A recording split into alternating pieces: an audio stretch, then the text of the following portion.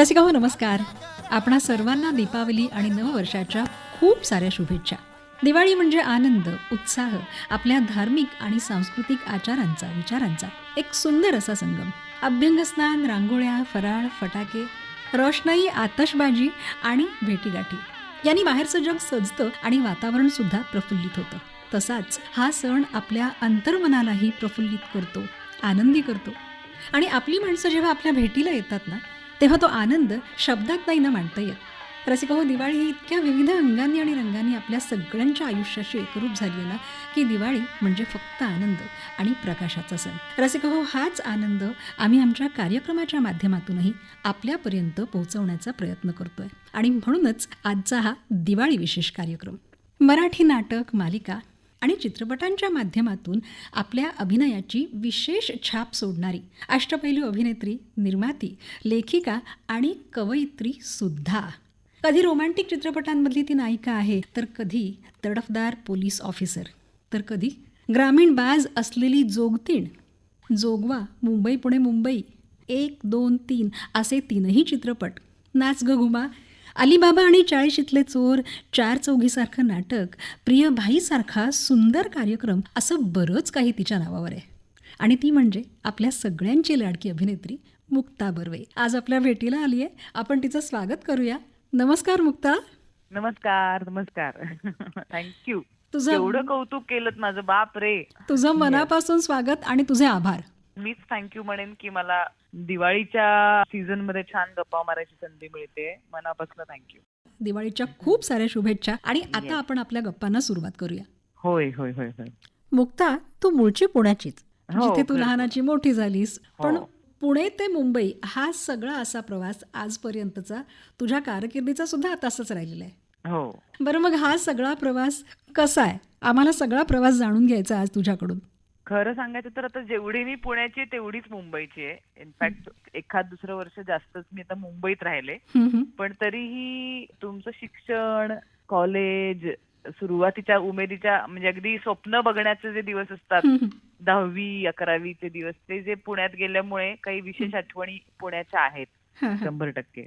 आणि दिवाळीच्या अगदी खास आठवणी ज्या आहेत, जे सण मॅक्सिमम साजरे केले गेले घरात राहून, ते अर्थातच लहानपणी जास्त. कारण नंतर कामासाठी मुंबईत आल्यावर प्रत्येक वेळेस घरी जाऊन आई बाबांबरोबर दिवाळी सेलिब्रेट करता आली असं नाहीच झालं. इनफॅक्ट नाटक करत असताना तर ते होतच नाही. कारण सगळ्यांना सुट्टी असते तेव्हा आम्हाला काम असतं.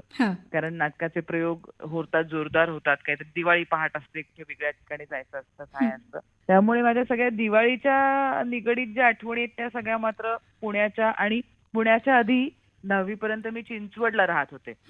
सगळ्यात तिकडच्या आठवणी.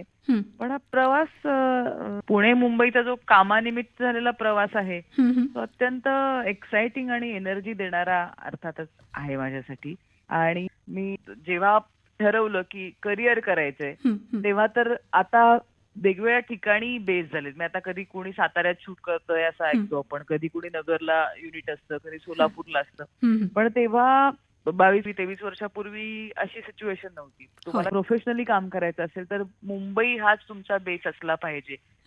पण त्यामुळे तो प्रवास घाईघाईने करायचा होता मला. म्हणजे मी कधी एकदा मुंबईत पोहोचते असं मला झालं होतं शिक्षण संपवून. तर तसाच छान अगदी ट्रेननी उभं राहून पाठीवर सॅक घेऊन सुरू झालेला प्रवास आज गाडी चालवत मी येते जाते पर्यंत प्रॅक्टिकली खऱ्या अर्थाने असा सुरू झालेला आता असा आहे. छान आहे, म्हणजे एक्साइटिंग आहे. कारण मुंबई कायमच एनर्जी आणि प्रेरणा देणारं शहर आहे. सण कुठले आवडतात? मुंबईतले आवडतात का पुण्यातले आवडतात?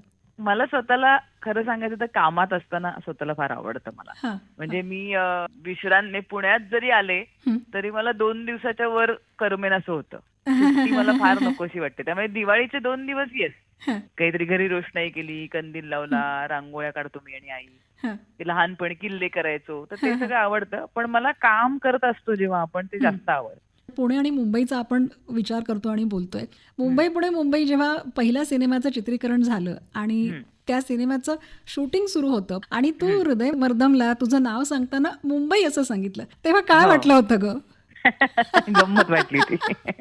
पण ते सतीशची गंमत आहे ती हा. कमाल. कास्टिंगच त्यांनी असं केलं होतं की मुलगा खरा मुंबईचा जो पुण्याचा आहे हं, आणि हं. मुलगी जी खरी पुण्याची आहे ती मुंबईची दाखवली हा, आहे. हा. त्यामुळे एक अनोळखी माणसं एकमेकांना भेटतात आणि कम्फर्ट झोन नसतो आणि मग हळूहळू होतो तसा तो आम्हाला वाटावा. आम्ही आमच्या आमच्या स्किन मध्ये नसल्यामुळे हं, हं, त्यामुळे ते हं. कास्टिंग त्याने तसं कदाचित केलं असावं की ते पहिल्यापासूनच आम्ही असे कम्फर्टेबल झालोय हं, असं न वाटता हं, हळूहळू ती ओळख होत गेली. हं. तशी खरं तर आमची आमच्या पात्राशी आणि एकमेकांची ओळख होत होती वा. आणि त्याचा सिनेमाला उपयोग झाला. पण गंमत वाटत होती की अरे मी हं, काय म्हणतेय, मला हं, अभिमान आहे हं, मुंबईचा आणि सारसबागेची भेळ आणि हे हं, चिठ्ठी सगळं अरे अरे आमचं आहे पूर्ण हं, तेच मला वाटत हं. होतं. तुला रंगभूमीवर काय किंवा पडद्यावर पाहताना तुझ्यातला एक सोज्वळपणा आहे, साधेपणा आहे, मिश्किलपणा आहे आणि त्या मिश्किलपणातून जेव्हा असा तो विनोदी संवाद असतात ना, तुझे डोळे खूप हम्म, छान प्रतिसाद देतात आणि आम्ही जेव्हा पाहत असतो ना ते सगळं, हम्म, तेव्हा आम्हाला हम्म. खूप मजा येत असते ग त्यातून. हा. त्या भूमिकेशी जोडलं जाणं, समरस हम्म, होणं, हम्म. हे शिकण्यासाठी किती वर्ष गेली? ते काय एक तर शास्त्रोक्त शिक्षण घेतलं गेलं माझ्याकडनं, हं, हं, तो एक भाग झाला हं. की मी ललित कला केंद्रात नाट्यशास्त्र शिकल्यामुळेही मला उपयोग झाला. हां, हां. पण मला असं वाटतं की असं काही शिकून झालं असं कधीच होत नसावं कुणाचंच मला बरोबर, वाटतं. बरोबर. ते आपलं चालू राहतं. हां, नाहीतर हां. तुम्ही किती वर्ष काम करत असाल तरी तुम्हाला काही दिवसांनी काहीतरी युरेकाचे क्षण येतच राहतात आपल्या आयुष्यात. अगदी. त्यामुळे मला असं वाटतं की ते शिकणं चालूच आहे. पण त्याच्यात काही मी नाट्यशास्त्राचा अभ्यास केल्यामुळे हं, असेल, काही चांगले गुरु मला हं, आयुष्यात मिळाले, हं, चांगले सहकलाकार मोठी मोठी मिळाले. कोणाकोणाची चांगली कामं बघून त्याच्याकडनं काय शिकता येईल, ह्याची काय पद्धत आहे, हं, स्क्रिप्ट कसं बघायचं, हं, काय वाचायचं, असं कधी कधी मिळत गेलं. हं. पण ते अजूनही ते आलं असं नाही म्हणता येणार. पण हां. येस, त्याच्या जवळ जाता आलं. काय म्हणायचं वाह! ह्याच्या जवळ जाता म्हणजे आलं. इतकी वर्ष काम केल्यानंतर सुद्धा तू असं म्हणतेस, हा तुझा विनय आहे. नाही, म्हणजे हां, विनय नाहीये. हां. आणि मला असं वाटतं ज्याला आलंय असं वाटतं त्याला ते आलेलं नसतं खरं क्या तर. बात है! म्हणजे एक रोल जेव्हा संपतो आपला, हं. तेव्हा दुसरा रोल परत अनोळखीच असतो ना, म्हणजे शून्यातनच सुरू करतो ना हो. आपण. असं होतच नाही की त्याची आता ह्याची तयारी माझी झाली. हं, हं, एका हं. नाटकाचे जेव्हा तुम्ही 100-200 प्रयोग करता तेव्हाही प्रत्येक प्रयोगाला तुम्हाला काहीतरी थोडं नक्का होईना काहीतरी वेगळी मुवमेंट, काहीतरी एक हं, इमोशन मिळत राहतं. हं. अगदी, हे मी अगदी. एका रोलचं सांगते. तर वेगवेगळे रोल म्हणजे वेगवेगळे आयुष्य, वेगवेगळी माणसं, हां, हां, वेगवेगळ्या सिच्युएशन्स, हां, त्यांची वेगवेगळी नाती. हां. तर ते त्या कॉम्प्लिकेटेड असणं आयुष्याचं जे इंटरेस्टिंग वाटतं हं, जगण्यातलं, हं, हं. त्या असतातच. त्यामुळे मला असं वाटतं की ते खरं आहे आणि ते कायमच राहतं तसं. वाह! आता विषय निघालेलाच आहे, तर नाटकाची हं, सुरुवात ही नेमकी हं. कुठे, कशी? म्हणजे घरातलं वातावरण पूरक होतं का? हो, हां. अगदीच होतं. आणि मला ओळखत असलेल्या बऱ्याच जणांना हे माहिती आहे, तरी सुद्धा मला इकडे सांगायला परत आवडेल, हं, की मी लहानपणी फारच इंट्रोव्हर्ट मुलगी होते. हं, हं, हं. जे काही वर्षापूर्वीपर्यंत अशा संकल्पना आपल्याला कदाचित मान्य नव्हत्या, माहीत नव्हत्या, हं, सर्वश्रुत पण नव्हत्या हं, हं. किंवा ऍक्सेप्टेड पण नव्हत्या. हां, हां. की इंट्रोव्हर्ट असणारी माणसं ही कधी-कधी फारच रूढ वाटतात, हं, हं. कधी अहंकारी वाटतात, हो, हो, उद्धट वाटतात हो. किंवा मूर्ख वाटतात. असं अगदी काही येऊ शकतं. ते अगदीच खरं आहे, इंटरप्रिटेशन की अगदीच खरं ही आहे. बावळट आहे, बोलत नाही हां. अजिबात. पण तसं नसतं ते. हं, हं. तो जगण्याचा चॉईस असतो. म्हणजे माझ्या भूमिकांमधनं दिसणारी मी आणि खऱ्या आयुष्यातली मी हं. ह्यात भयंकर तफावत असू शकते आणि जी बरेचदा असते. हां, हां. तशी मी एक इंट्रोव्हर्ट मुलगी होते लहानपणापासून. हां, हां, हां. आणि मला माहित नव्हतं की माझी सगळ्यात आवडणारी जागा कुठली आहे. आणि मला हां. असं वाटतं की जगणाऱ्या प्रत्येक माणसाला जेव्हा त्याची स्वतःचं कार्यक्षेत्र, स्वतःचा आनंद, समाधान हं. किंवा तुम्ही जसे आहात तसे पूर्ण जिथे असू शकाल अशी जागा सापडणं हे सगळ्यात मोठं जन्माला येण्यातलं मोठं काम असतं असं मला वाटतं. हे कळायला हां. लागतं पण. ते कोडं जितकं लवकर हां, सुटेल तितकं हां. तुमचं आयुष्य पुढचं सुखकर होईल असं मला वाटतं. वाह! तर वाह! माझ्या नशिबाने तसं झालं. माझा मोठा भाऊ 4 हं. वर्षांनी मोठा आहे, जो पूर्वी बालकलाकार म्हणून काम करायचा आणि तो खरा अत्यंत चांगला ऍक्टर आहे. हं, हं, पण हं. त्याला हे क्षेत्र न आवडल्यामुळे त्याला काही आई-बाबांनी फोर्स नाही केलं आणि त्यांनी मोठं झाल्यावर काम नाही केलं. पण तुला कधी तो कळलं, की मला याच क्षेत्रात काही करायचंय? मला 10वीत असताना साधारण कळलं म्हणजे हं, ऍक्सिडेंटलीच झालं, पण ते आई-बाबा आणि भावामुळेच झालं, की हं, 10वीची आपल्याला मोठी सुट्टी असते. सो हं, तेव्हा त्या सुट्टीमध्ये मला एका नाटकाच्या संस्थेमध्ये कोणाला तरी त्या वयाच्या मुलीचा रोल होता म्हणून हं. कोणीतरी घेऊन गेलं, की मुक्ताच्या वयाचा एक रोल आहे, घेऊन जाऊ का तिला? तर आई हां. म्हटली घेऊन जा, तेवढीच मिसळेल लोकांमध्ये.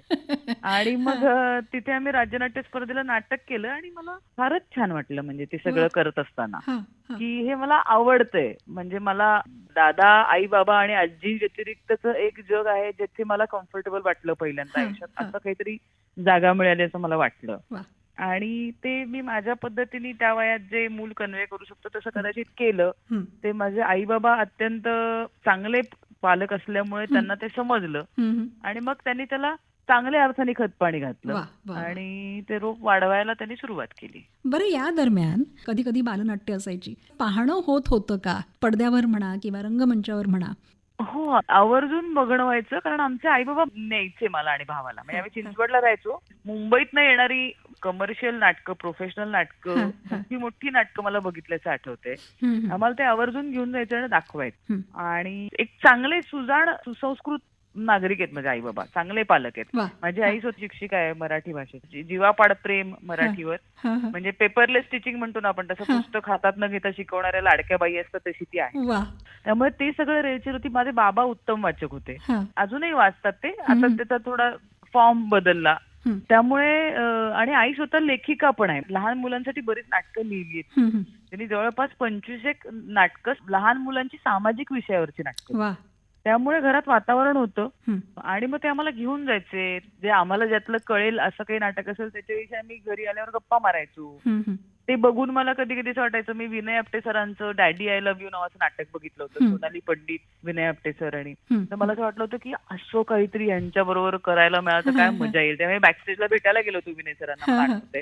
आणि ते म्हणत होते काय नाही, आधी शिकवा तिला, शिकू द्या छान वगैरे. तर मला असं तेव्हा असं जे जे सांगायचे त्यांचा मुळातच राग यायचा की शिकू द्या काय, मला हेच शिकायचंय वगैरे, असं ते मनात वाटतं तसं. आणि पुढे नशीब माझं इतकं बलवत तर की खरंच मी विनय सरांच्या मुलीचं काम केलं कबड्डी कबड्डी नाटकात. ती फुलराणी बघितलं होतं भक्तीताईंचं, प्रशांत दामले सरांची नाटकं बघितली होती, नीनाताईचं नाटक बघितलं होतं. सगळी महत्वाची मोठी नाटकं जी समज असेल त्या वयात तशी बघितली गेली. 4 चौघी बघितलं होतं मी तेव्हा. 9 वर्षाची वगैरे असेल मी तेव्हा, मला वाटतं किंवा 10 वर्षाची. वंदना गुप्तांनी केलं होतं त्याच्यात, तू करतेस तो रोल तेव्हा. हो, बरोबर ना? तेही बघितलं होतं मी लहान मूल म्हणून. म्हणजे मला त्यातलं काही आठवत नव्हतं आता. मला फक्त आठवतं की त्या फोनवर खूप वेळ बोलायच्या आणि आसावरी खूप सुंदर दिसायची आणि हसायची. आणि असं त्यातले काही काही छोटे छोटे मोजके गोष्टी आठवत होत्या मला की प्रत्येक हसणारा माणूस हा आनंदी नसतो. म्हणजे त्या वयातल्या मुलाला ते नाटक जे काही कळत असतील असं कळलं होतं मला ते. मुक्ता, नाटक आहे, मालिका आहे, सिनेमा आहे, प्रियबाई एक कविता आहे सारखा कार्यक्रम आहे आणि त्याच्या बरोबरीनं कवितांचा कार्यक्रम आहे. मध्ये तू अँकरिंग सुद्धा केलं होतंस, आमच्यासारखी रेडिओ जॉकी सुद्धा झाली होतीस. बरोबर, हे सगळं करत होतीस. आता विनय आपटेंची तू आठवण काढलीस आणि कबड्डी कबड्डीचा उल्लेख केलास, तर तुझं त्यांच्याबरोबरचं नातं एक वेगळं होतं, बॉन्ड वेगळा होता. आणि नंतर एका लग्नाची दुसरी गोष्ट, तिथे वडिलांची भूमिका होती त्यांची, आणि जोगवामध्ये पण. तुमचं कसं होतं नातं, काय बॉन्डिंग होतं?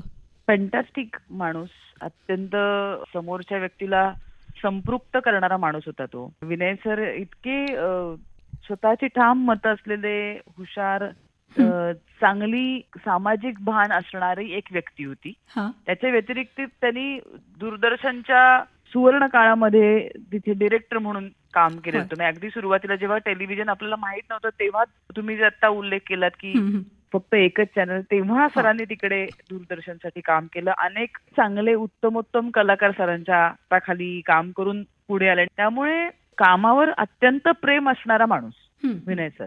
आणि खूप लहान मुलासारखे होते ते. म्हणजे त्यांना इतकी वर्ष काम करून इतक्या किती किती लोकांनी आयुष्यात त्यांना किती किती कौतुक आणि कॉम्प्लिमेंट्स आणि पुरस्कार मिळाले असतील, तरी सुद्धा येणाऱ्या प्रत्येक प्रेक्षकांनी केलेलं कौतुक त्यांना नवीन छोट्या मुलाला मिळालेल्या चॉकलेट सारखं वाटायचं की ते हुरळून जायचे की अरे आवडलं त्यांना माझं काम वगैरे. तर सर तुम्ही भारीच काम करता, आवडणारच ना, म्हणजे काय.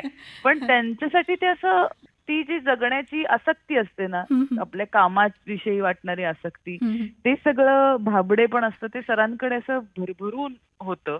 आणि त्यामुळेच त्याचे लाघवी छोट्या मुलासारखे वाटायचे. आणि नाटकात त्यांच्याबरोबर काम करायला मिळणं ही पर्वणी होती. त्यांना अनेक गोष्टी शिकायला मिळाल्या. खरं तर एक नट मोठा असला की बॅलन्स जाण्याची शक्यता असते नाटकात, की आपण सगळं लक्ष त्याच्याकडे केंद्रित होतं आणि नाटक काय, विषय काय, कोण काय, पण ते होऊ न देण्याची जबाबदारी त्याच मोठ्या व्यक्तीची असते. आणि ते विनय सरांकडनं शिकायला मिळालं मला की ते नाटकात असताना, स्टेजवर असताना, जेव्हा असे सीन होते त्या नाटकातले की आता हा सीन आमच्याकडे ड्रायव्हरचं काम करणारा संजय कुलकर्णी सुगावकर त्याचा आहे, तो काहीतरी महत्वाचं सांगणार आहे. तर सर जवळपास स्वतः तिथे नाहीच आहेत अशा अभिनिवेशात तिथे ते असायचे. वा. सो हे खूप अवघड आहे की मिस्टर इंडिया सारखं, म्हणजे टेक्निकली सांगायचं तर, की हा. तिथे तुम्ही आहात पण अदृश्य स्वरूपात आहात.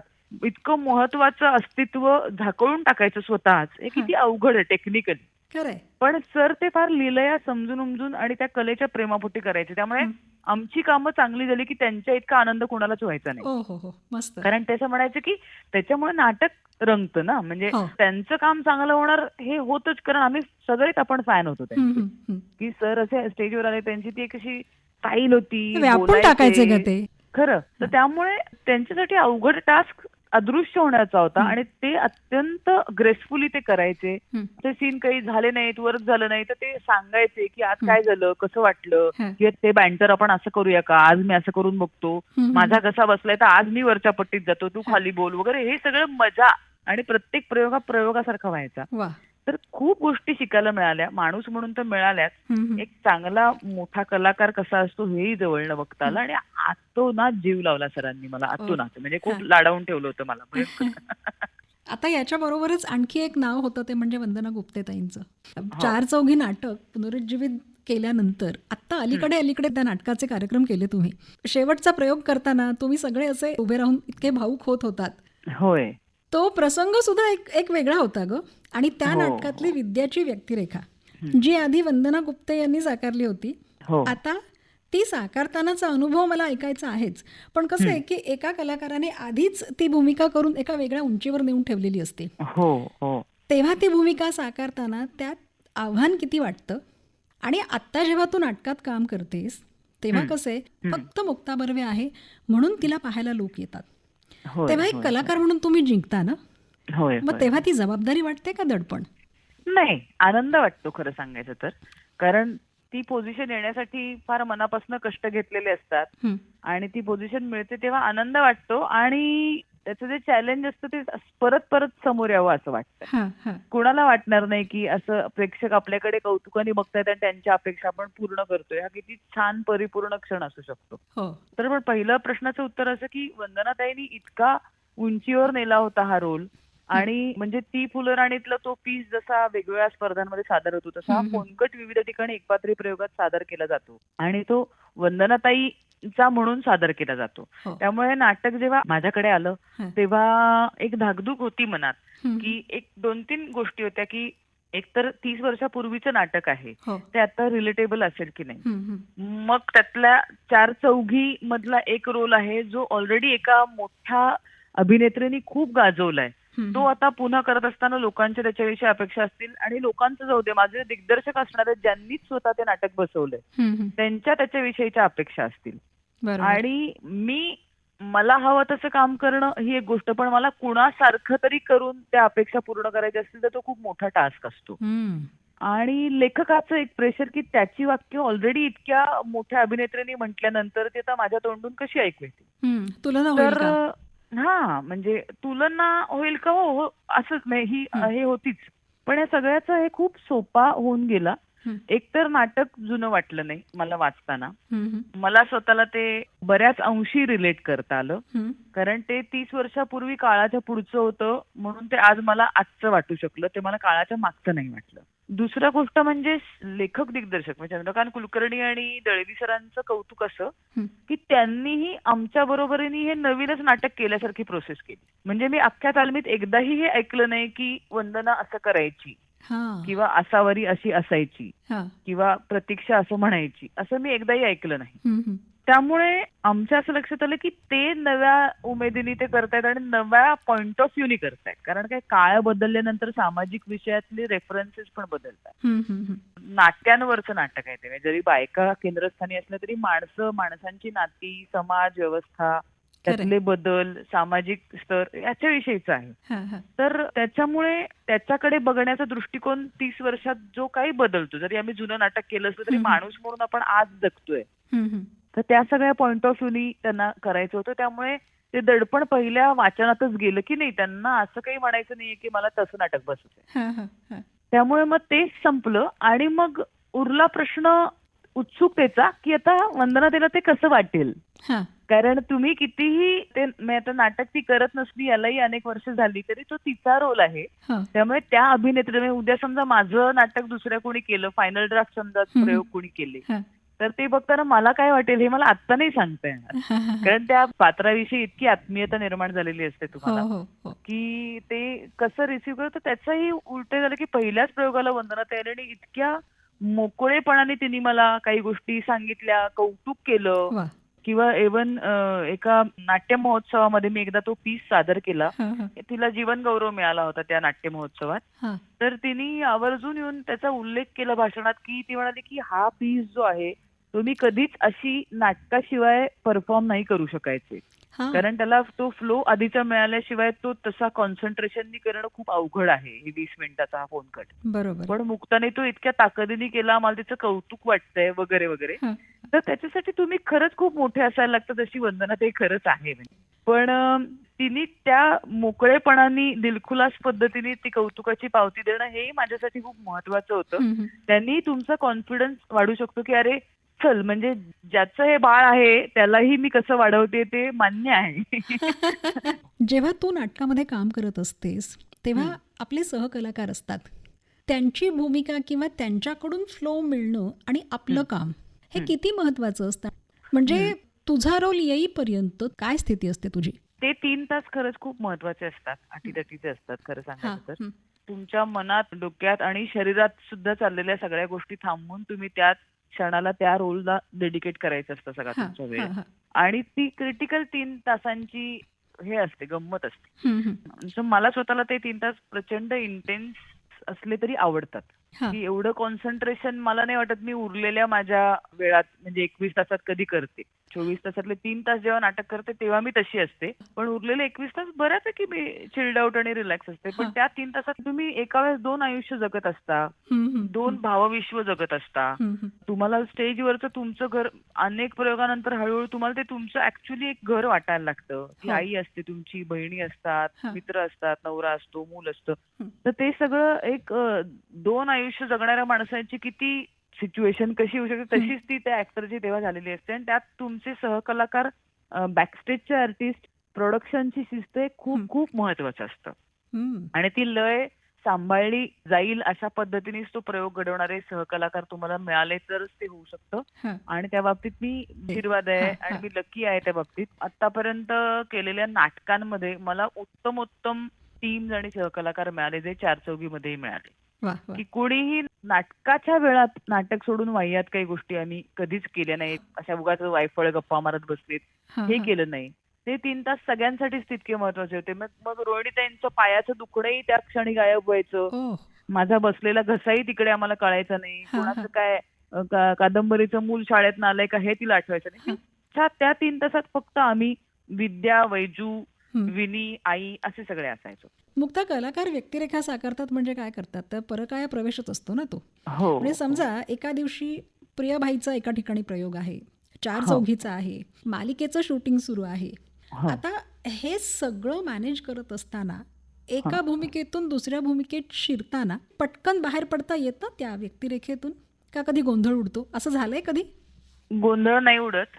प्रॅक्टिसचाच भाग आहे तो खरा. आणि असं सातत्याने होतं. हे तर आत्ताही म्हणजे चारचौघी आणि प्रियबाईचे असे अनेक प्रयोग मी एकामागोमाग एक केलेत. किंवा 2 प्रयोगांच्या मध्ये एक प्रयोग असं केलंय. तसं पूर्वी मी कबड्डी आणि फायनल ड्राफ्टचे केलेत. हां, हां, त्याच्यामधल्या काळात मी सखाराम बाइंड्र आणि गोडमंत्रचे केलेत. हां. त्याच काळात माझं एका लग्नाची दुसरी गोष्टचं शूटिंग मी केलंय. हं. सिनेमाचं बॅक टू बॅक मी रुद्रम नावाची एक मालिका संपवली आणि मी आमिनोगी नावाच्या अत्यंत वेगळ्या भूमिकेसाठी गेले.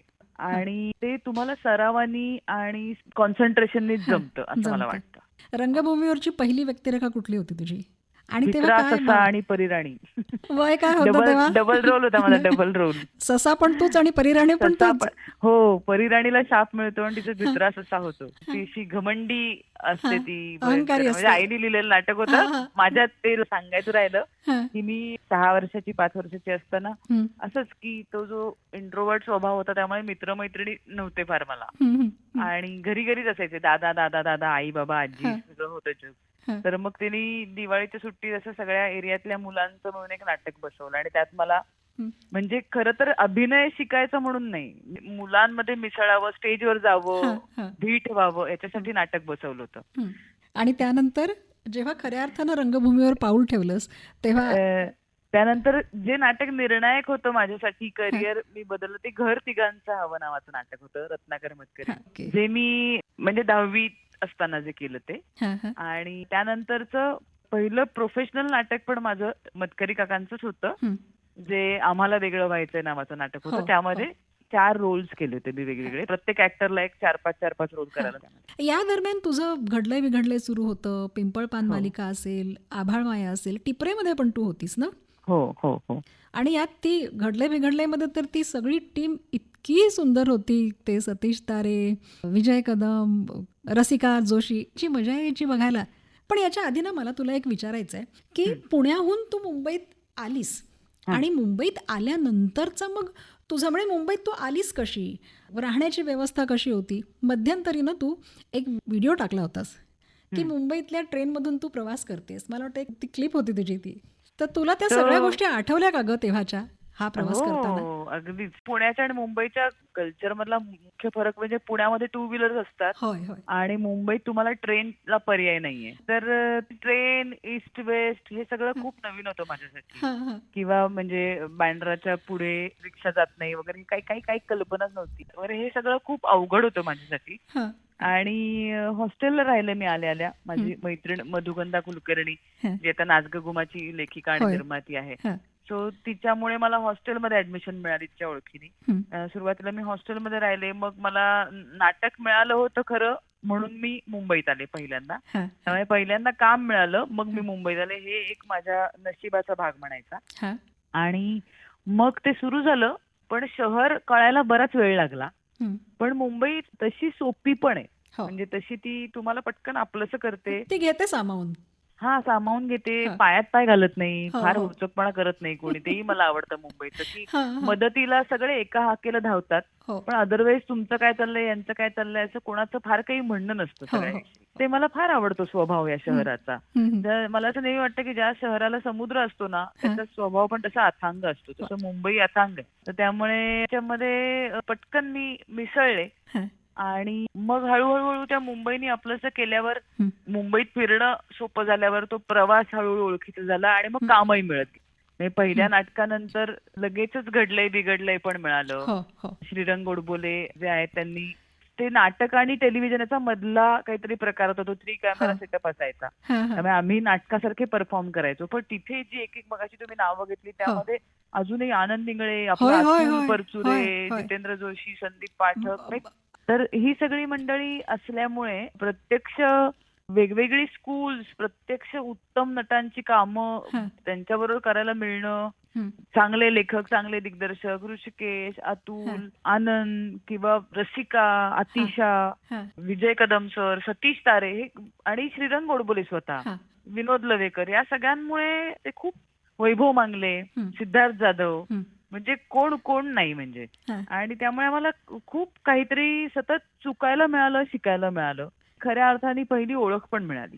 इथे तुझी निवड कशी झाली होती पण घडले बिघडलेमध्ये? गोडबोल्यांनी एकदा मी कुठेतरी गावाला गेले असताना ते फोटो आणि प्रत्येक ऑफिसमध्ये त्याच्या मागे नंबर बिंबर असं असायचं. मला श्रीरंग गोडबोले कॉन्टॅक्ट करण्याचा प्रयत्न करतोय आणि तेव्हा मी नेमकी आई बरोबर सोलापूरला गेले तिच्या गावाला.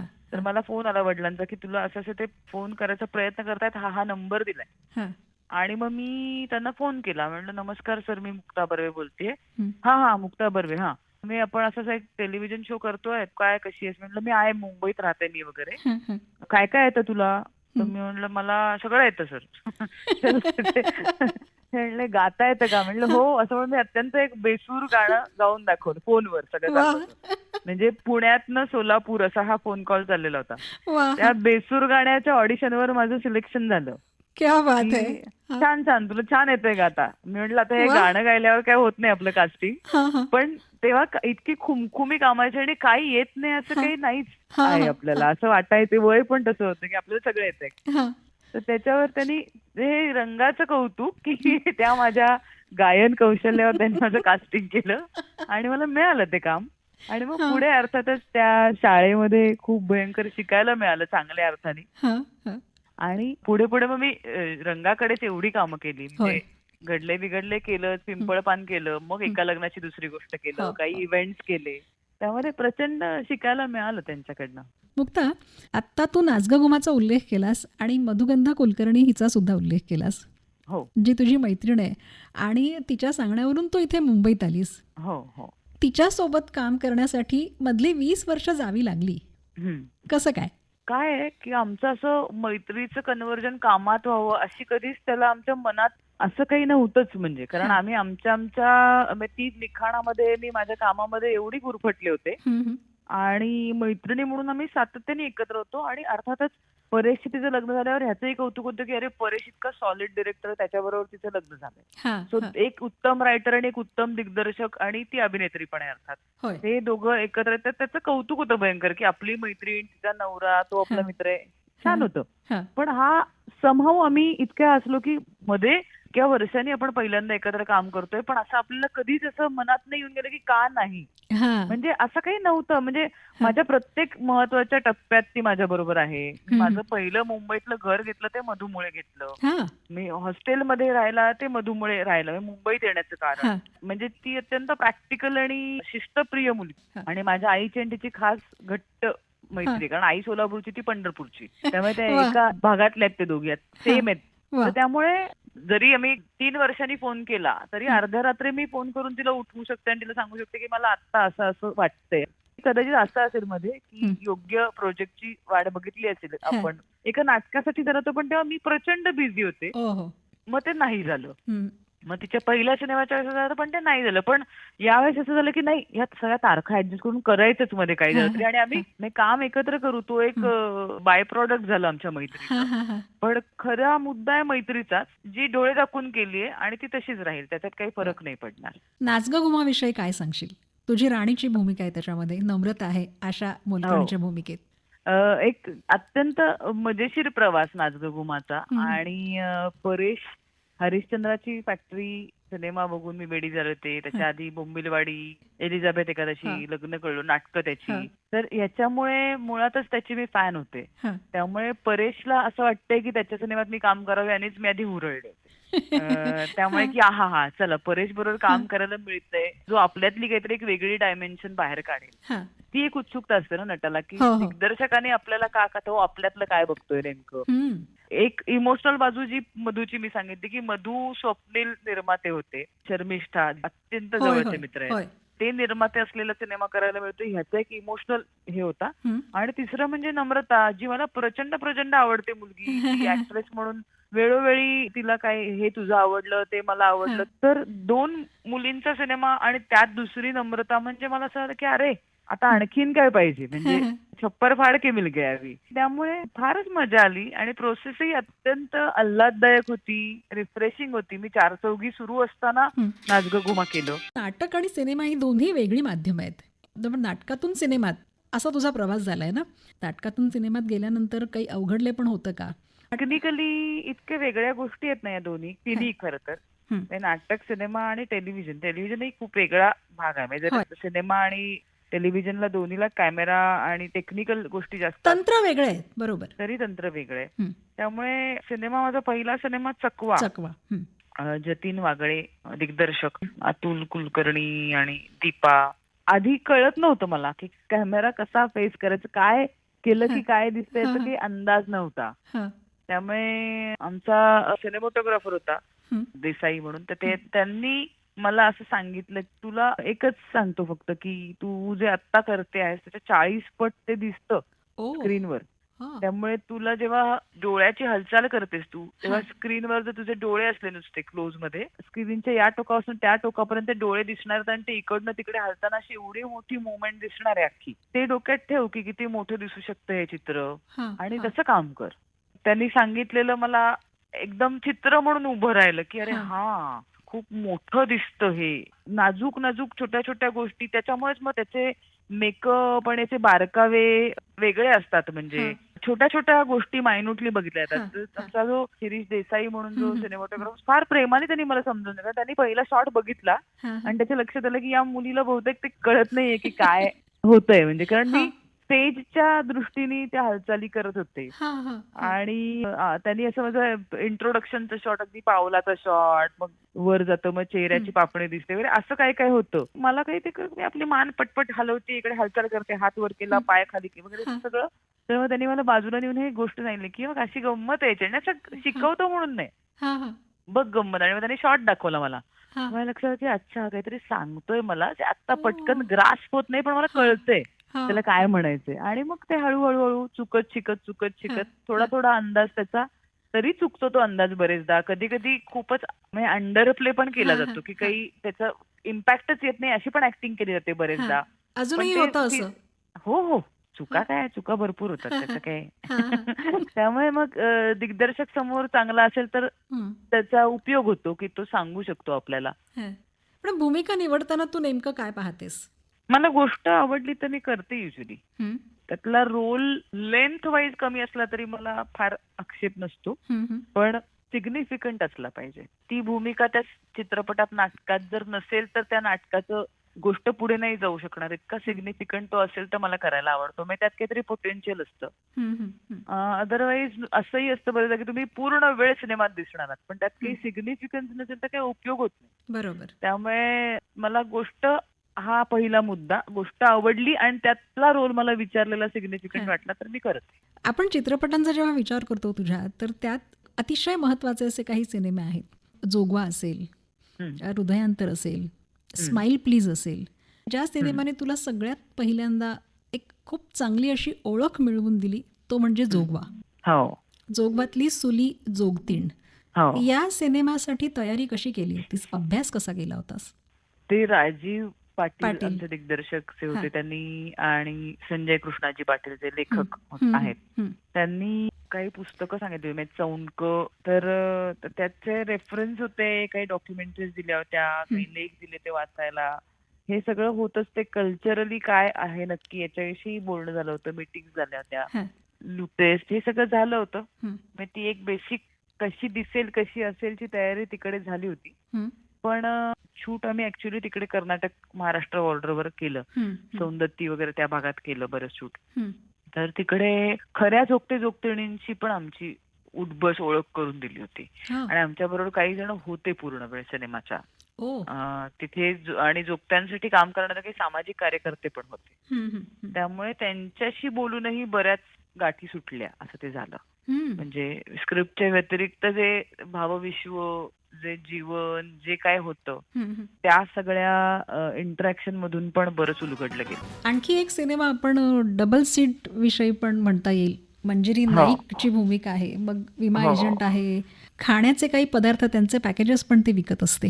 हो, हो. काय सांगशील या भूमिकेविषयी? चांगलं रिप्रेझेंटेशन होतं ते. म्हणजे खूप जणांना जवळची वाटणारी ती मंजिरी होती. हं, ते कुटुंब होतं. हं, ते नवीन लग्न झालेलं अस्पायरिंग जोडपं होतं. हं, त्यामुळे मला नंतर कितीतरी वर्ष अजूनही अशी लोक भेटतात की जे डबल सीटचे खास करून फॅन आहेत, ज्यांनी त्यातनं प्रेरणा घेतली, हं. नवीन काहीतरी सुरू केलं, स्वतःचं घरं घेतली. वा. तर असा एखादा सिनेमा करताना पण वेगळा अनुभव येतो तुम्हाला की अरे, आपल्याला माहित नसतं की आपण कोणाकोणाच्या आयुष्यात कसे कसे जाऊन हं, बसलोय. हं, हं. पण असे सिनेमे जेव्हा येतात जे लोकांना आपलेच वाटतात, होय. जशा काही टेलिव्हिजन सिरियल्स असतात, एका लग्नाची दुसरी गोष्ट सारख्या, हं, हं. किंवा डबल सीट किंवा स्माईल प्लीज सारखे सिनेमा.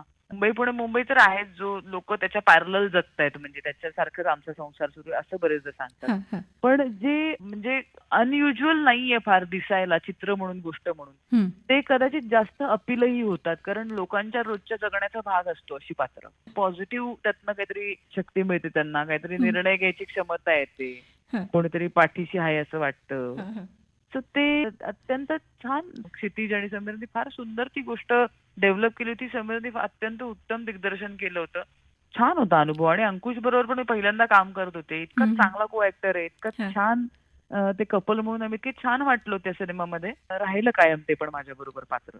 आणखी एका सिनेमाचा उल्लेख करता येईल आणि तो म्हणजे स्माईल प्लीज. येस. विक्रम फडणीस, हो, सतीश आळेकर, हो. प्रसाद ओक, ललित प्रभाकर. हा सिनेमा पाहताना अक्षरशः अंगावर काटा येतो. होय, एक होय, होय. एक अनुभव मला तुला सांगावासा वाटतोय. जेव्हा हा सिनेमा हं, पाहून मी बाहेर पडले, हं, लिफ्टमध्ये असताना माझ्या मागे एक कपल होतं. ती मुलगी रडायला लागली आणि तो हम्म. मुलगा तिला समजावत होता. तिला भीती वाटली की असं काहीतरी माझं झालं तर. मुळात गोष्ट हं, यावरनं केली गेली होती की विक्रमची आई, हं, ज्या नाही येत म्हणजे सिनेमाच्या हं, शूटच्या काळातच आई गेली विक्रमची, हं, पण ती या आजारातनं बरेच दिवस जात होती. तर त्याला आईसाठी आईला डेडिकेट करणारं काम करायचं होतं हं, आणि ती फिल्म होती. हं, हं, आणि हं, अनफॉर्च्युनेटली ती फिल्म कम्प्लीट होण्याआधी आई गेली. त्यामुळे ती अत्यंत त्याच्या आतनं आलेली फिल्म होती हं, आणि माझ्यासाठी रोल म्हणून पण खूप चॅलेंजिंग होता. कारण तुम्ही तुमच्या ऍक्टरचा सगळा काय म्हणू बेस जो असतो हं, हं, तो तुमच्या इमोशन्स, तुमच्या अनुभव घेतलेल्या गोष्टी, आठवणी यातनं आम्ही काही काही नवीन जग पात्र तयार करत असतो. हं, हं. कस लागलाय या भूमिकेत नाही, मी अक्षरशः? तिथे असं पात्र साकारत होते की ज्याला काही आठवतच नाही. होय. म्हणजे कुठलंच मला आधीचं काहीच वापरता येत नव्हतं त्यात. हं, हं, मी जे हं, जगले होते ते. हं. ते सोडून अत्यंत नवी कोरी पाटी घेऊन जगणारा माणूस कसा जगेल या वयाचा, मोठ्या मधल्या हं, वयाचा, हो. लहान मूल नाहीये ते. हं, तर हं. ते अवघड होतं खूप माझ्यासाठी आणि सुंदर इरानी लिहिली होती ती फिल्म होय. इरावती. मस्त. आणि ललित प्रसाद आळेकर सर माझे गुरु म्हणजे हां, हां. विक्रमने सुंदर स्पेस आणि त्याची सिनेमे दिसतात पण फार सुंदर. हो. आमचा मिलिंद जो कॅमेरामन होता आणि हं. उत्तम त्यांनी सगळं केलं होतं आणि विक्रमचे कॉस्ट्युम्स तर काय म्हणजे त्याच्या हं. दोन्ही फिल्म्स मध्ये माझ्या दिसण्याचं एवढं कौतुक झालं होतं. हो, खूप कारण सुंदर त्यांनी दिसलीयस ते लुक त्याच्यात तू. छान लुक डेव्हलप केले होते त्यांनी दोन्ही माझे. आता या सगळ्या गोष्टी आहेत, पण आत्ता 2024 मध्ये आलेले 2 सिनेमे, नाच गं घुमाविषयी आपण बोललोय, पण हो. अलिबाबा आणि 40शीतले चोर, अगं तुझे काय संवाद आहेत याच्यामध्ये, तुझी बोलण्याची पद्धत, तुझा वावर सिनेमातला, आनंद हो. इंगळे आणि तुझी केमिस्ट्री, होय, पुन्हा होय. अतुल परचुरेंसोबत. हो, हो. कमाल आहे, कमाल आहे. हा होय. सिनेमा जेव्हा तुझ्याकडे आला ना, तेव्हा तुला हां. काय वाटलं सुरुवातीला? ते नाटक बघितलं होतं मी आणि तेच आवडलं होतं मुळात मला. हां. विवेक बेळे माझे आवडते हं, लेखक आहेतच हं, आणि आदित्य इंगळे यांचा दिग्दर्शक हं, हं, हं. जोही चांगला मित्र आहे. तर ते नाटक बघूनच मला मुळात मी म्हणलं मला कुठचा रोल आहे कारण तीन हां. तीन रोल 3 मुली 4 हो, मुलं हो. असे जे रोल आहेत. हां. तर अत्यंत एक्साइटिंग वाटलं की अरे वा मस्त मजा येणार कारण त्यातला तो फोन कटच आहे पुन्हा त्यात बघाल तर धमाल आहे, सिनेमात धमाल. कळत नाही पण हो, ते वन साइडेड फोन हो. आमच्यासाठी वन साइडेडच होते ते. आणि आहे त्यात ते म्हणजे त्याच्या गमतीच्या आतही खूप काहीतरी म्हणणं आहे त्याच्या होय, नात्यांविषयी, माणसांविषयी. खरंय. तर तेही इंटरेस्टिंग वाटलं. त्यामुळे माझा आणि अतुलचे हं. सीन, माझे आणि आनंदचे सीन याच्या व्यतिरिक्त दुसऱ्या दोघांचे सीन चालू असले तरी आम्ही जाऊन बसायचो हां, नाटकासाठी. हां. की कसे चाललंय शूट, हं, त्या दिवशी आपलंही शूट असेल स्वतःचं हं. तर दुसऱ्याचे सीन बघायला बसणं ही पण पर्वणी होती की कोण काय जागा काढतंय, कशी मजा आहे. गमतीशीर होता तोही सिनेमा लोकांना आवडला. तुझा कॅनव्हास खूप मोठा आहे आणि याच्यात हम्म. चित्रपट आहेत, नाटकं आहेत, मालिका आहेत. हम्म. आता एक तुझी जी भूमिका आहे ती निर्मातीची भूमिका आहे. हम्म. हम्म. कलाकार निर्मात्याच्या भूमिकेत गेला की त्याच्यातल्या कलाकाराची घुसमट होते असं म्हणतात. हम्म. निर्माती म्हणून तुझा अनुभव कसा होता? आणि त्याला हम्म. नाव तुझ्या मैत्रिणीत म्हणजे रसिका प्रोडक्शन आहे. तर हे हो. नातं सुद्धा आम्हाला उलगडून सांग. रसिकाचं नाव देण्यामागचं कारण असं होतं की रसिकाचं प्रचंड कामावर प्रेम होतं हा. आणि आमच्यातला जो महत्वाचा धागा होता तो कामावरचं प्रेम हा होता. हा, म्हणजे हा. आमची घट्ट मैत्री होण्याचं पहिलं कारण ते होतं की आम्हाला दोघींना काम खूप करायला आवडतं ज्या क्षेत्रात आम्ही आहोत ते. हं. त्यामुळे मला असं वाटलं की जिथे नवीन काहीतरी चांगलं घडणार आहे तिथे रसिकाचं नाव असलं पाहिजे. हा. आणि म्हणून ते रसिका. गेलेल्या माणसाच्या दुःखद आठवणी काढत बसण्यापेक्षा मला नेहमी असं वाटतं की त्यातलं बेस्ट काय आहे ते आपल्याकडे राहावं आणि रसिकाचं बेस्ट म्हणजे तिचं कामावरचं प्रेम आणि नितांत श्रद्धा त्याच्याविषयीची हं. नवीन नवीन काहीतरी करण्याची एनर्जी. हं. त्यामुळे ते संस्थेचं नाव रसिका आहे. आणि दुसरं म्हणजे निर्माती म्हणूनचा अनुभव चॅलेंजिंग होता बऱ्यापैकी. हा, हा. कारण त्यातनं जी काही प्रोडक्शन्स केली ती सगळीच्या सगळी पहिल्या प्रयोगापासून चालली असं नाही झालं. त्याला वेळ लागतो. हो. पण त्याचा अंदाज नसतो. पहिलं नाटक पहिल्या प्रयोगापासून चाललं छापाकाटा. हं, हं, हं. रीमाताई आणि मी याचे प्रयोग केले आधी मग नीनाताई आणि मी असे केले. हा, हा. पण ते नाटक अगदीच छान चाललं. हं. पण नंतर लव्ह बर्ड्स नावाचं एक नाटक मी केलं. हं. त्याच्यामध्ये कधी कधी सुरुवातीच्या काळात असायचं की बुकिंग कमी असायचं हं. आणि मग तोपर्यंत दुसऱ्या नाटकाची निर्माती असल्यामुळे मला त्याचा हे कळायला लागलं की इतकी कपॅसिटी आहे थिएटरची आणि इतक्या सीट्स भरल्यात म्हणजे अच्छा इतकेच प्रेक्षक आलेत ओके वगैरे असं ते एंट्रीला काही वेळा व्हायला लागलं मला लक्षात आलं की हे काहीतरी गडबड चालली आपली. म्हणजे अर्थकारण. हा अर्थकारण. म्हणजे कारण काय लोकांच्या नाईट द्यायच्या इतके कलाकार इतकं हे आहे मग हे तर तेव्हा नाही सावध झाले मी अचानक. एक पहिल्या 7 प्रयोगानंतर मला लक्षात आलं की नाही असं नाही चालणार. ज्याच्यासाठी म्हणून मी मुळात या क्षेत्रात आले की मला काम करायला मजा वाटते तीच जर जाणार असेल तर मग निर्माती होण्याचाच अर्थच संपेल. कारण निर्माती होण्याचं कारण असं होतं की मला हवं ते करता यायला हवं आणि मग जे करता येतंय निर्माती झाल्यावर त्याचा आनंद घेता येत नसेल तर काय उपयोग. मग ते मी सोडलं आणि त्याला फक्त एक मला जाणीव व्हायला लागली त्याची की असं झालंय हे आपल्याला काय झालंय हे कळल्यानंतर आपण औषध लगेच घेऊ शकतो. पण मला डोकं दुखतंय का गुडघा दुखतोय हेच कळत नसेल तर औषध कशाचं घ्यायचं हे कळत नाही ना. तर तसं ते झालं पहिल्या 5-6 प्रयोगातच झालं खरं तर की नाही अच्छा हे होतंय काय. छापा काटा, लव्ह बर्ड्स हे आहेत, दीपस्तंभ ही या नाटकांची निर्मिती तुझ्या संस्थेतर्फे झाली होती बरोबर ना? हो हो हो. पण कोड मंत्राचा विशेष उल्लेख करावासा वाटेल. अहिल्या देशमुखची भूमिका होती आणि की सुंदर मांडणी केली होती ना या नाटकाची. हे नाटक बसलं कसं होतं नेमकं, का करावं असं वाटलं? एक तर हे गुजराती नाटक आहे, गुजरातीतनं मराठीत आणलेलं नाटक आहे. त्याचे जे निर्माते भरत ठक्कर म्हणून ओरिजिनल नाटकाचे त्यांची फार इच्छा होती की माझ्याबरोबर काहीतरी करायला हवं आणि मग त्यांनी दिनू पेडणेकरांबरोबर आणि माझ्याबरोबर कोलॅबरेट करून हे नाटक केलं. आणि त्याचे ते दिग्दर्शक आहेत राजीव जोशी म्हणून, ते गुजराती आहेत, अत्यंत मोठे दिग्दर्शक. थिएटरमध्ये गाढा अभ्यास, त्यांनी हिंदी टेलिव्हिजन साठी पण खूप रायटिंग केलंय पण गुजराती थिएटरवर त्यांचं बरंच काम आहे मोठं. तर त्यांनी हे नाटक बसवलं आणि फार उत्तम आम्हाला कळायच्या आत म्हणजे वेगळीच पद्धत होती त्यांची. म्हणजे असं युजली मी तोपर्यंत नाटक केलं होतं तर युजली असं होतं की पहिले काही दिवस एक 15 दिवस 20 दिवस लोक फक्त स्क्रिप्ट हातात घेऊन वाचतात, ते पाठांतराच्या स्टेज होतं, मग ते उभं राहतं, मग ब्लॉकिंग होतं, मग कोण कुठे जाईल, सेट काय असेल ते होतं आणि मग हळूहळू ते पॉलिशिंग होत होत होत ते नाटक बसतं. पण मला असं वाटतं 11व्या का 10व्या दिवशी आम्ही कोडमंत्राच्या पहिल्या अंकाची रंगीत तालीम करत होतो. जे की आम्ही दुसरा अंक वाचलाही नव्हता तेव्हा तोपर्यंत. तो त्यांची पद्धतच वेगळी आहे. एकतर गुजराती नाटक आधी बसवलेलं असल्यामुळे त्यांना त्याचा प्रयोग कसा उभा राहणार हे माहिती होतं आणि म्युझिकचा अख्खा ट्रॅक जो भाषेशिवायचा ट्रॅक असतो त्यामुळे तो तयार होता आमच्याकडे.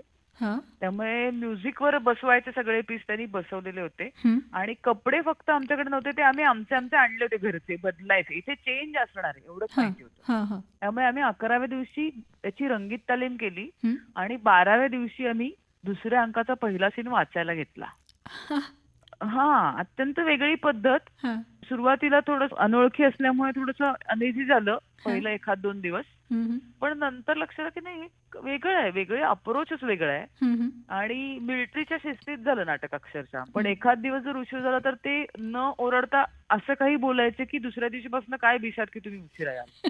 म्हणजे सगळी किती पात्र होती, किती लोक होती आमची, ते कॅडेट स्टुडंट्स होते सगळे, म्हणजे जवळपास 50 एक लोक आम्ही असायचो तालमीला, पण सगळे वेळेच्या आधी धावत पळत तिकडे पोचलेले असायचे आणि आम्ही मिलिटरीच्या शिस्तीत तालीम केली नाटकाची. आणि सुंदर एक्सपिरियन्स होता, छान अनुभव होता आणि माझी टीमही देखणी दृष्ट लागण्यासारखी होती. विक्रम गायकवाड, आमचा उमेश जगताप, कौस्तुभ दिवाण, अजय स्वतः, अतुल, सगळे जे आमची सगळी जी नट मंडळी होती, त्याची पोरं जी होती सपोर्ट करणारी, फार सुंदर अनुभव होता कोडमंत्राचा. आणि लोक अशी भारावून जायची. म्हणजे एवढं मोठं नाटक संपल्यावर तर कर्टन कॉलच आमचा 10 मिनिटं चालायचा. तो कर्टन कॉलही लोक, मला असं आठवतंय बरेचदा स्टँडिंग ओवेशन असायची. अख्खा कर्टन कॉल मी घ्यायचे तोपर्यंत लोक टाळ्या वाजवत उभी असत. मोठं भव्य दिव्य नाटक केल्याचा आनंद मिळाला. आणि आता या कार्यक्रमाचा उल्लेख केल्याशिवाय आणि याविषयी बोलल्याशिवाय आपण पुढे जाऊच शकत नाही. प्रिय भाई, एक कविता हवी आहे. म्हणजे हा नाट्यानुभव आहे, काव्यानुभव आहे का, एक मैफिल आहे का, याला रंगाविष्कार म्हणावं. या सुंदर कार्यक्रमाचा भाग तू केव्हा बनलीस आणि कशी बनलीस? एक तर याच टीमचं आधी एक मी प्रयोग बघितला होता, जो असाच प्रयोग होता जो कवी ग्रेसांवर होता. कवी जातो तेव्हा नावाचा प्रयोग, जो डॉक्टर समीर कुलकर्णींनीच लिहिलेल्या लेखावरचा आहे, त्यांचीच रंगावृत्ती आहे. अमित वझेनीच बसवलाय, जागरच प्रोडक्शन आहे आणि ऑलमोस्ट हीच सगळी मंडळी आहे त्यामध्ये. तर तो प्रयोग बघून मी भारावले होते. काहीतरी छान बघितलं असं ते मला झालं होतं आणि तो प्रयोग मला आवडल्यामुळे मीच तो 2-3दा बघितला वेगवेगळ्या थिएटरला जाऊन. त्या इम्प्रेशन मध्ये मी असतानाच अमितचा एक दिवस फोन आला, वझे म्हणजे आमचा दिग्दर्शक, की तुला काहीतरी वाचून दाखवायचंय, आणि त्यांनी घरी हे वाचून दाखवलं. हा. आणि तो म्हणला की आमची अशी इच्छा आहे की तू हे करावंस. तर मी म्हटलं मला प्रचंडच आवडेल हम्म. आणि आपण हे करूच या. कारण काम माझं सुरूच होतं तेव्हाही भरपूर. हम्म. पण सगळी टीम माझी पुण्याची आहे हम्म. आणि मी मुंबईची. मग त्यांनी छान आटोपशीर तालमीचा हे सगळा आखला. 2 महिन्यात आम्ही त्याच्या वेगवेगळ्या वेळेला मी जाऊन तोपर्यंत ते एक स्टेप पुढे जात होते आणि मी मध्ये मध्ये त्यांना जॉईन होऊन माझं पुढचं काम करायचे. आणि मग शेवटच्या तालमीचे काही दिवस आम्ही एकत्र पुण्यात मी सगळं काम थांबवून गेले आणि सगळ्या रिहर्सल्स करून आम्ही प्रयोग उभा केला. आणि पुन्हा तसंच की डॉक्टर समीर कुलकर्णींचं लेखन इतकं अप्रतिम आहे. तो जो लेख ज्याच्यावर न हे बेतलं जे समीरनीच लिहिलं आहे पुन्हा, ती शैली, त्याचं म्हणणं, मुळात तो प्रसंग खरा आहे जो त्यांनी डॉक्टर कुलकर्णींनी अनुभवलेला आहे स्वतः. जो पु ल आणि सुनीताबाई त्यांच्या आयुष्यात ज्या पद्धतीने आल्या तो हा प्रसंग. मग त्याच्यावरचा लेख आणि त्याची नाट्य. आमचा तो जाहिरातीच्या वेळेस प्रश्नच होता की याला काय म्हणायचं नक्की, ते आता तुमचं झालं. याला नाट्य म्हणायचं, वाचन म्हणायचं, अभिवाचन म्हणायचं, संगीत म्हणायचं का अनुभव म्हणायचं. आणि ते चित्र उभं राहतं अक्षरशः. सुनीताबाई आणि पु ल आहेत तिथे असं वाटायला लागतं आपल्याला. तर माझ्यासाठी पर्वणीच होती. या निमित्ताने अनेक गोष्टी वाचता आल्या. सुनीताबाईंविषयी आपण आहे मनोहर तरी किंवा त्यांचे पत्रव्यवहार यांच्यातनं आपण बऱ्याच सुनीताबाई बघितल्यात. पण एक त्यांच्या दोघांच्या आयुष्यातली एक वेगळी फेज जी याच्यात बघायला मिळते. पुलंच्या आयुष्यातला शेवटचा टप्पा हा. पुलं जाण्याआधीची एखाद वर्षाचा हा काळ आहे खरं तर. जेव्हा पुलं त्यांना बऱ्यापैकी पार्किन्सनचा त्रास वाढला होता. ते काय बोलायचे हे फारसं सगळ्यांना कळेल अशी सिच्युएशन नव्हती. सुनीताबाई त्यांनाच ते कळायचं असं जे आहे. या शो मध्ये अख्ख्या पुलं बोलत नाहीत आणि सुनीताबाई सांगतात की त्यांना असं म्हणायचंय. तो जो टप्पा आहे, तर त्यामुळे कदाचित आपण जे आतापर्यंत जी इम्प्रेशन आपली सुनीताबाईंची होती त्याच्यापेक्षा कदाचित हे जोडपं तेव्हा वेगळं झालं असेल का, अशी एक त्यात हे होती आम्हाला की आपण जे मी तर काही त्यांना बघितलं भेटण्याची काही शक्यता नाही. जुना काळ असल्यामुळे तशी शक्यता नव्हती. पण जे वाचलंय त्यावरनं जे वाटत होतं त्याच्यापेक्षा हा वेगळा काळ उभा करण्याचं एक वेगळं चॅलेंज होतं. आपल्या जवळचा माणूस जेव्हा आजार पण आहे, वय आहे आणि अशा पद्धतीने आपल्या समोर पूर्ण आपल्यावर अवलंबून आहे आणि तरी काहीतरी छान भरभरून रक्त आहे, तेव्हा ते एकमेकांचे जोडीदार असलेली माणसं कशी वागत असतील असं काहीतरी एक ते विश्व होतं. आणि ते उभं करताना खूपच सरळ अनुभवातनं आम्ही गेलो खूप जास्त. एक सांगते की त्याचा सुनीताबाईंची भाची मंडळी आहे सगळे ठाकूर फॅमिली, तर त्यांनी हा प्रयोग बघितला आणि त्यांनी आम्हाला पुलंच्या घरी ज्याचा उल्लेख त्या प्रयोगात आहे तिथे इन्व्हाइट केलं आणि आम्ही एक प्रयोग तिकडे केला छोटा. म्हणजे त्यांचे फक्त नातेवाईक आणि आम्ही इकडे 7-8 जण. आणि असा त्यांच्या घरात ज्या खिडकीचं वर्णन आहे, जी खुर्ची आहे त्याच्यावर बसून तो प्रयोग करताना मात्र काहीतरी विलक्षण अनुभव होता तो. म्हणजे मला असं तोपर्यंत एक्साइटमेंट होती की पुलंच्या घरी आपण प्रयोग करतोय, पण तिथे त्या खुर्चीत बसल्यावर मी अक्षरशः गळा दाटून येणं म्हणजे काय असतं तशी मी चोक झाले होते. मला कल्पना नव्हती की माझं असं होणार आहे किंवा असा अभिनिवेश पण नव्हता की काय असं. बोलता बोलता आवंढाच आला मला आणि मी एक क्षण शांत झाले की मला काय वाटतंय नेमकं कळत नाहीये. असा तो प्रयोग फारच विलक्षण आहे. आम्हाला झलक ऐकायला मिळेल. चाफ्याच्या झाडाच्या 2 ओळी मी म्हणते. ती जी कविता ज्या क्षणी ती तिथे येते ना, तो प्रसंग पण फार सुंदर आहे की त्या सुनीताबाई पुलंना उद्देशून कविता ती म्हणतात. ती त्यांची आणि सुनीताबाईंची मुळात खूप आवडती कविता होती. पण असं वर्णन केलं की पुलं बसले आहेत लांब, म्हातारे पुलं आणि खिडकीकडे बघत बसलेत आणि सुनीताबाई कामं संपून येतात आणि त्या समोरच्या खुर्चीवर बसतात आणि त्यांचा डावा हात पुलंच्या मांडीवर ठेवतात आणि म्हणतात, चाफ्याच्या झाडा, चाफ्याच्या झाडा, चाफ्याच्या झाडा, का बरं आला सात स्वप्नात. तेव्हाच तर आपलं नव्हतं का ठरलं, दुःख नाही उरलं आता मनात. फुलांचा पांढरा, पानांचा हिरवा, रंग तुझा रंगतोय माझ्या मनात. केसात राखडी, केसात राखडी, पण पायात फुगडी, मी वेडी भाबडी तुझ्या मनात. नको ना रे पाणी डोळ्यात आणू, ओळखीच्या सुरात, ओळखीच्या तालात, ही हादग्याची गाणी नको म्हणू. तुझ्याच चाळ्यात एक पाय तळ्यात, एक पाय मळ्यात खेळलोय ना, जसं काही घोड्यावर तुझ्याच फांदीवर बसून आभाळात हिंडलोय ना. चाफ्याच्या झाडा, चाफ्याच्या झाडा, का बरं आला असा स्वप्नात. आणि मग ती कविता पुढे पुढे आणखीन आहे ती मोठी. पण तो प्रसंग तिथे त्या फ्लो मध्ये जेव्हा आपण ऐकतो तेव्हा अक्षरशः लोक मला समोर दिसत असतं की बराच वेळ थिएटर शांत आहे आणि लोक रुमालाने डोळे पुसतायत, त्याच्यागृहातनं मुसमुसल्याचे आवाज येत आहेत, असा सगळा तो इम्पॅक्ट त्या त्या शब्दांचा आणि त्या प्रसंगाचा आहे जिथे ती प्लेस केली आहे त्यात. मुंबई पुणे मुंबईमध्ये तुझे आणि घना म्हणजे हम्म. स्वप्नील जोशीची जोडी पाहिली, नंतर पुढचे 2 भाग पण आम्हाला तुम्ही दिसलात. त्याच्यानंतर एका लग्नाची दुसरी गोष्टमध्ये राधा आणि घना ही हो जोडी दिसली. हो, तुमचं नातं कसं आहे? छान मैत्री आमची मस्त. मुंबई पुणे मुंबई एकला अगदी अनोळखी असणारे आम्ही असे मस्त मित्र झालो हां. आणि बरीच प्रोजेक्ट्स एकत्र केली आम्ही. हं. आणि प्रेक्षकांनाही खऱ्या अर्थाने खूप आवडते ही जोडी, त्याची गमती हं. बघायला त्याच्या. त्यामुळे आम्हालाही छान वाटतं. कम्फर्ट झोन आहे एक. हं, हं. आणि तोही माझा जवळचा मित्र आहे, चांगला सल्लागार आहे माझा. हां, हां. बऱ्याच व्यावहारिक गोष्टींमध्ये बरंच काय काय चांगलं सांगतो तो मला, हं, जे मला बरेचदा येत नाहीत काही गोष्टी ज्या त्याला माहिती असतात मित्र असल्यामुळे, की हे तुला नक्की नाही कळणार असं मला वाटतंय, तर हां, हे आधीच हां, सांगतो तुला, असं कर, करू नकोस, किंवा हां. हे प्रोजेक्ट बघ कसं वाटतंय वगैरे. एक छान कम्फर्ट झोन असलेला सहकलाकार जेव्हा असतो, जो मित्र असतो तुमचा, हं, हं, हं. तेव्हा ते कामात पण तुमच्या रिफ्लेक्ट होतं हां, हां. आणि तोच कम्फर्ट झोन तिथे स्क्रीनवर दिसतो आणि लोकांना ते बघायला आवडतं बहुतेक. मुक्ता, जवळपास 20 ते 25 वर्षांचा तुझा अनुभव हं, आणि या संपूर्ण कारकिर्दीमध्ये तुझ्यासाठी दिसणं किती महत्त्वाचं आहे?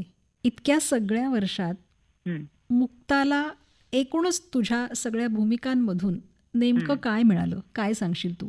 दिसणं माझ्यासाठी महत्वाचं नव्हतं सुरुवातीला असं मला वाटतं.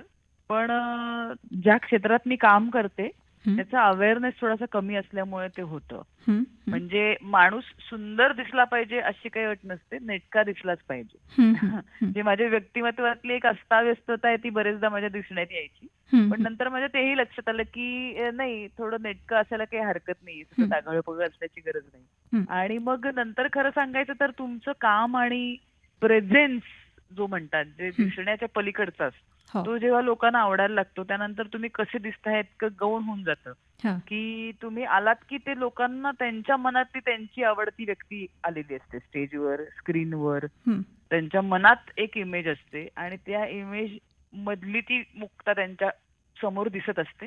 हं, त्यामुळे ते व्यक्तिमत्वच पूर्ण तो इम्पॅक्ट देत असतं. हं, त्यामुळे ते महत्वाचं नक्की आहे या क्षेत्रासाठी. पण ती गोष्ट अशी आहे की जी ग्रूमिंग करून येऊ शकते. हं, हं, पण तुम्ही जे काम करताय हं, ते मात्र प्रॅक्टिसनीच येतं. त्याला नुसतं ग्रूम करून चालत नाही. बाह्य गोष्टींनी फक्त होत नाही. हं, ज्या क्षेत्रात मी आहे अभिनयाच्या, तिथे मात्र अभ्यास, थोडा त्याचा वेळ देणं, कॉन्सन्ट्रेशन हं, यांनीच ते हं. वाढतं.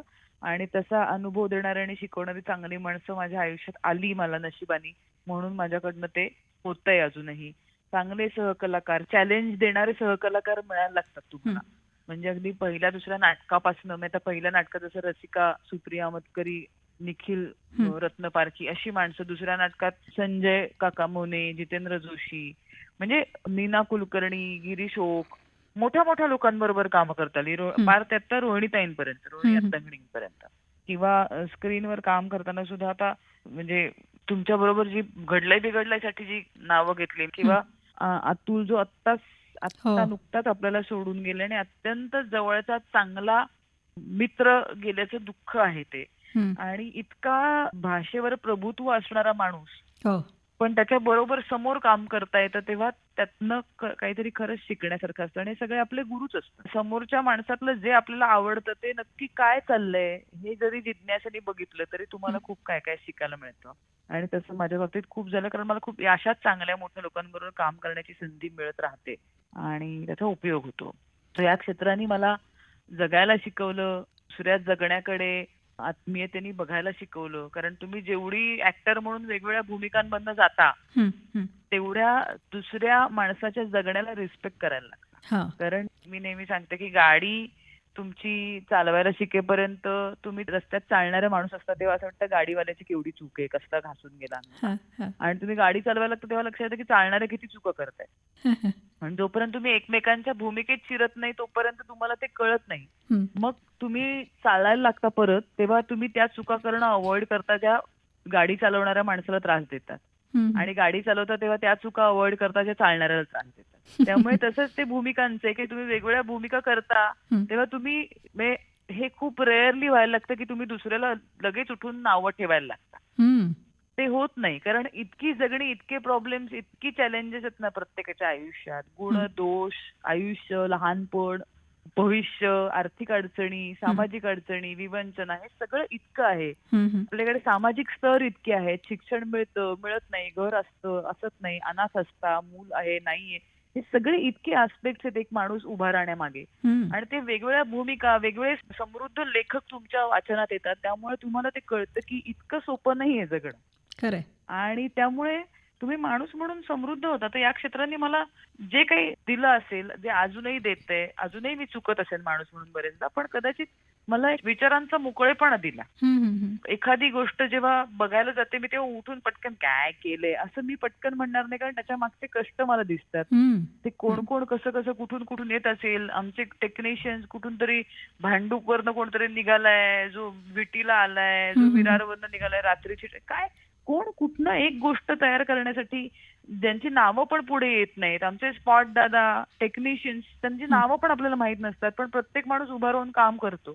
आणि सगळी जगणीच आहेत ना शेवटी, आयुष्यच आहेत जी तुमच्या आसपास आहेत. अगदीच. त्यामुळे कदाचित तुम्ही तुमचा दृष्टिकोन त्याची व्याप्ती वाढते असं होतं कदाचित, कारण तुम्ही अनेक जगणी जवळनं बघता असं मला वाटतं. त्यामुळे या क्षेत्रांनी, या माझ्या भूमिकांनी मला एक चांगला माणूस होण्याची वाट तरी दाखवली. तर कधीतरी मी होईन, जेवढी कपॅसिटी माझी असेल तेवढी होईल. मुक्ता, खूप मुलं प्रयत्न करत असतात किंवा करतायत, या क्षेत्रात येण्यासाठी धडपडतायत. तर या मुलांसाठी तू काय सांगशील? एक उत्तम कलाकार होण्यासाठी यांनी नेमकं काय करायला हवं किंवा त्यांच्याकडे काय असणं गरजेचं आहे? There is no formula as such. ते सगळ्यांनाच माहिती आहे की असं काही 2+2 4 नाही या क्षेत्रात. पण मला नेहमी असं वाटतं की मला कोणाला तरी बघून प्रेरणा मिळणं ही चांगली गोष्ट आहे, पण मला कोणासारखं तरी व्हावं असं वाटणं हा फार योग्य मार्ग नाही असं मला वाटतं. तुम्ही दुसऱ्या कोणासारखे होऊ शकत नाही कधी. तुम्ही तुमचं स्वतःचं बेस्ट व्हर्जन शोधायचा प्रयत्न करायचा असतो. त्यामुळे कधी कधी तिथे गडबड होते की मला घरातनं निघताना मला समजा मैं माधुरी दीक्षित बनना चाहती हूँ असं जर झालं तर माधुरी दीक्षित झाली आहे ना, बनली ऑलरेडी ना, तीच मी कशी बनणार परत? आणि ती तिची जितकी जेन्युइन माधुरी दीक्षित आहे तितकी मी नाहीच होणार आहे. पण मी कदाचित कोणीतरी जान्हवी असेल, ती जान्हवी बेस्ट असेल. मी कोणीतरी रश्मी असेल, मी रश्मीचं बेस्ट व्हर्जन. तर ते प्रत्येकाला कळलं पाहिजे असं मला वाटतं. बरेचदा असं होतं की माझ्याच स्वतःकडनं अपेक्षा खूप मोठ्या असतात, त्यातनं कधी कधी गैरसमज होतात स्वतःविषयी, आणि मग ते पूर्ण झाले नाही की त्याचं फ्रस्ट्रेशन येतं. कारण आपण दुसऱ्या कोणासारखं तरी वेगळं काहीतरी बघितलेलं, त्याच्या घरात जो सोफा आहे तो मला हवाय असं जेव्हा वाटतं तिथे प्रॉब्लेम आहे. त्याच्या घराच्या भिंती माझ्या घरासारख्या नाहीयेत आणि त्याच्या घराचा आकारही माझ्या घरासारखा नाहीये, त्यामुळे त्याचा सोफा माझ्या घरात चांगला नाही दिसणार. हे जोपर्यंत आपल्याला कळत नाही तोपर्यंत गडबड सुरूच राहते. त्यामुळे मी आरशासमोर उभं राहून ऍक्टर म्हणून तरी मी सांगते, टेक्निशियन्सचं पुन्हा वेगळं आहे, पण ऍक्टर म्हणून मी आत्ता जी दिसते, मी जर निर्माती झाले तर मी मला कुठला रोल देईन, मी दिग्दर्शक झाले तर मला कुठला रोल आत्ता येऊ शकेल, हे जर आपल्याला ह्याचं उत्तर कळलं तर आपण त्या दिशेने वाटचाल करू.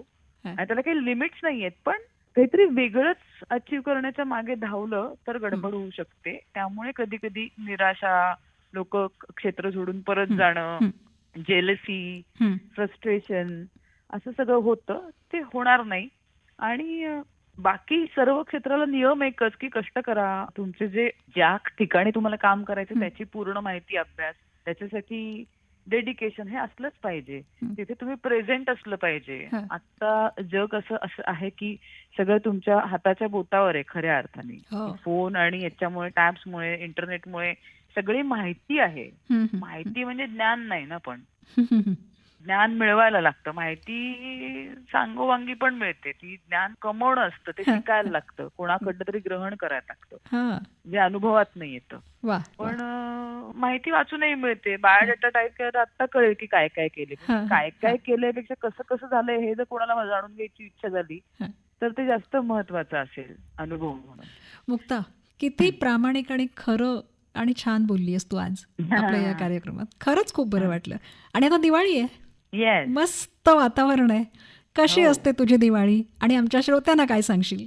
छान. दिवाळीत थोडी अगदी म्हणजे लहान असताना फटाके वाजवण्याचं आठवतंय मला, पण आता फटाके नाही वाजवत आम्ही. म्हणजे मी साधारण 5-6 वर्षाची असल्यापासून नाही.